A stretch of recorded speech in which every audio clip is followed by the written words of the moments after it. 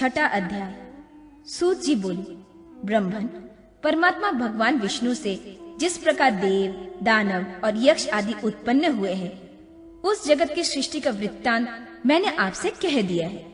अब ऋषियों के निकट जिस उद्देश्य को लेकर पहले आपने मुझसे प्रश्न किया था कि वशिष्ठ जी मित्रा वरुण के पुत्र कैसे हुए, उसी पुरातन पवित्र कथा को कहूंगा।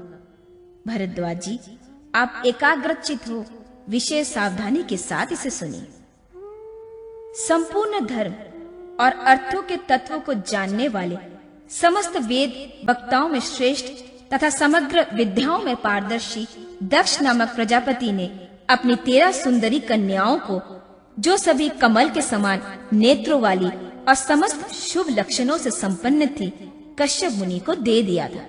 उनके नाम बतलाता हूँ, आप लोग इस समय मुझसे उनके नाम जान ले। अदिति, दिति, दनु, काला, मुहूर्ता, सिंहिका, मनु, ईरा, क्रोधा, सुरभि, विनीता, सुरसा, खसा, कद्रु और शर्मा, जो देवताओं की कुतिया कही गई हैं। ये सभी दक्ष प्रजापति की कन्याएं हैं। उनको दक्ष ने कश्यप जी को समर्पित किया था। विप्रवर, अदिति नाम की जो कन्या थी, वो इन सब में श्रेष्ठ और बड़ी थी। अदिति ने 12 पुत्रों को उत्पन्न किया, जो अग्नि के समान कांतिमान और तेजस्वी थे। उन सब के नाम बतलाता हूँ, आप मुझसे उन्हें सुने। उन्हीं के द्वारा सर्वदा क्रमशः दिन और रात होते रहते हैं। भग, अंशु, अर्यमा, मित्र, वरुण, सविता, धाता, विवस्वान, त्वष्टा, पूषा, इंद्र और 12वें विष्णु हैं। ये 12 आदित्य तपते और वर्षा करते हैं। अदिति के मध्य पुत्र वरुण लोकपाल कहे गए हैं। इनकी स्थिति वरुण दिशा पश्चिम में बतलाई जाती है। ये पश्चिम दिशा में पश्चिम समुद्र के तट पर सुशोभित होते हैं। वहाँ एक सुंदर सुवर्णमय पर्वत है। उसके शिखर पर रत्नमय है। उन पर नाना प्रकार की धातुएं और झरने हैं। इनसे युक्त और नाना प्रकार के रत्नों से परिपूर्ण वह सुंदर पर्वत बड़ी शोभा पाता है। उसमें बड़े बड़े दरारे और गुहाएं हैं, जहाँ बाघ और सिंह दहाड़ते रहते हैं। वहाँ के अनेकों अनेक एकांत स्थलों पर सिद्ध और गंधर्व वास करते हैं। जब सूर्य वहाँ पहुँचते हैं तो समस्त संसार अंधकार से पूर्ण हो जाता है।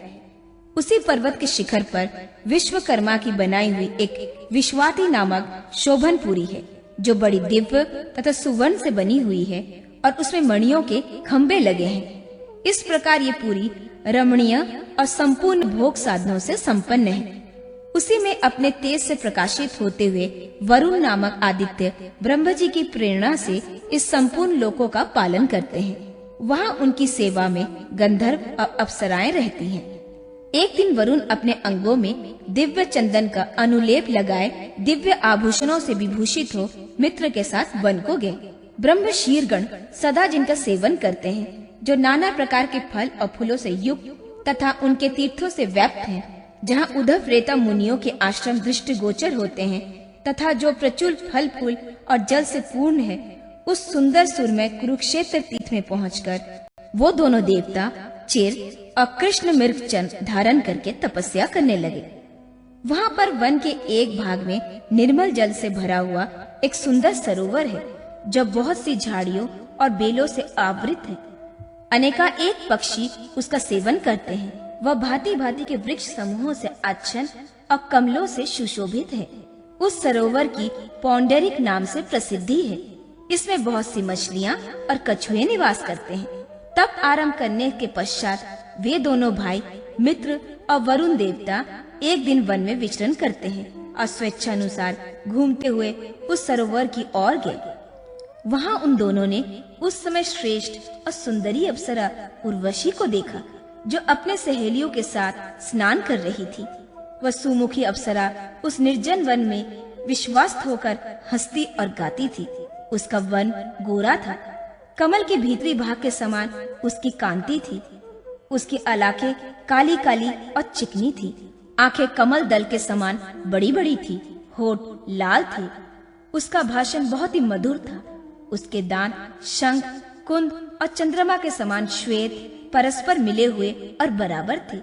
उस मनस्विनी की भौहें, नासिका, मुख और ललाट सभी सुंदर थी। कटिभाग सिंह के कटी प्रदेश की भांति पतला था।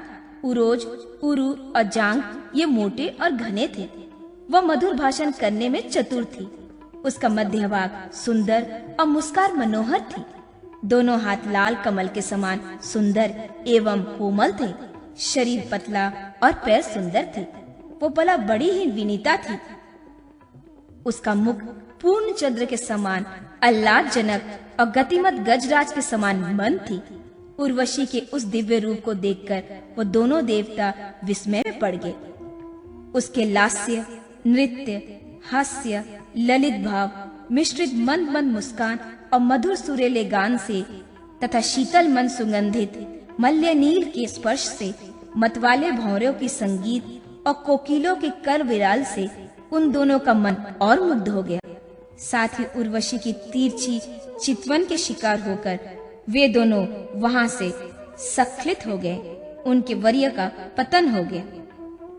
मुनिवर, इसके बाद निमि के साफवश वशिष्ठ जी का जीव आत्मा अपने शरीर से पृथक होकर मित्र वरुण के वर्य में अविष्ट हुआ। वशिष्ठ, तुम मित्र वरुण के पुत्र होगे। इस प्रकार विश्वदेवे ने निमिकेश शुक्र में आकर कहा था तथा ब्रह्मा जी का भी यही कथन था। अतएव मित्र वरुण के 3 स्थानों पर गिरे हुए वर्यमानों से जो भाग कमल पर गिरा था, उसी से वशिष्ठ जी हुई। उन दोनों देवताओं का वर्य 3 भागों में विभक्त होकर कमल, जल और स्थल पर या घड़े में गिरा। कमल पर गिरे हुए वर्य से मुनिवर वशिष्ठ उत्पन्न हुए।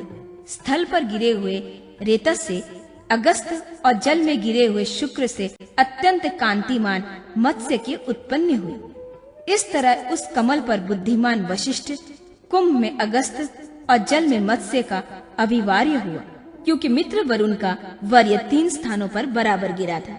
उसी समय उर्वशी स्वर्ग लोक में चली गई। वशिष्ठ और अगस्त्य इन दोनों ऋषियों को साथ लेकर वो दोनों देवता पुनः अपने आश्रम में लौट आए और पुनः उन दोनों ने अत्यंत उग्र तप आरंभ किया। तपस्या के द्वारा सनातन परम ज्योति ब्रह्मधाम को प्राप्त करने की इच्छा करने वाले उन 2 तपस्वी देव ऋषियों से ब्रह्म ने आकर कहा, महान कांतिमान और पुत्रवान मित्र तथा वरुण देवताओं, तुम दोनों को पुनः वैष्णवी सिद्धि प्राप्त होगी। इस समय संसार के साक्षी रूप से तुम लोग अपने अधिकार पर स्थित हो जाओ। यूं कहकर ब्रह्म जी अंतर्ध्यान हो गए और दोनों देवता अपने अधिकृत पद पर स्थित हुए। ब्राह्मण, इस प्रकार महात्मा वशिष्ठ जी और बुद्धिमान अगस्त जी जिस तरह से मित्र वरुण के पुत्र हुए थे, वो सब प्रसंग मैंने आपसे कह दिया है। ये वरुण देवता संबंधी पुनः व्याख्यान पाप नष्ट करने वाला है। जो लोग पुत्र की कामना से शुद्ध व्रत का उच्चारण करते हुए उनका श्रवण करते हैं, वे शीघ्र ही अनेक पुत्र प्राप्त करते हैं, इसमें संदेह नहीं है। जो उत्तम ब्राह्मण हव्य, देवयाग और काव्य, पितृयाग में उनका पाठ करता है, उसके देवता तथा पितृ तृप्त होकर अत्यंत सुख प्राप्त करते हैं। जो मनुष्य नित्य प्रातः काल उठकर इसका श्रवण करता है, वो पृथ्वी पर सुख पूर्वक प्रसन्नता के साथ रहता है और फिर विष्णु लोक को प्राप्त करता है। वेद वक्ताओं द्वारा प्रतिपादित इस पुरातन उपाख्यान को जैसे मैंने कहा है, जो लोग सादर पढ़ेंगे और सुनेंगे, वह शुद्ध होकर अनायास विष्णु लोक को प्राप्त कर लेंगे।